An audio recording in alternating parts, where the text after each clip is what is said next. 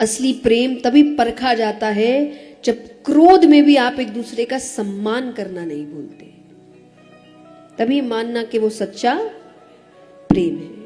और याद रखिए, अगर किसी भी रिश्ते में आपको प्रेम और आत्मसम्मान दोनों में से एक को चुनना पड़े तो हमेशा आत्मसम्मान को चुनना,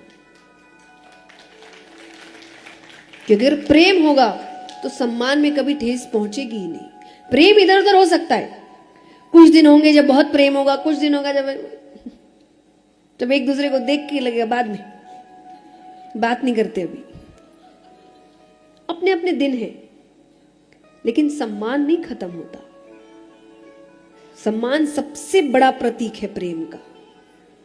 और जो विपरीत परिस्थितियों में आपका सम्मान नहीं कर सकते, वो लंबे यात्रा में आपसे प्रेम ही नहीं कर सकते।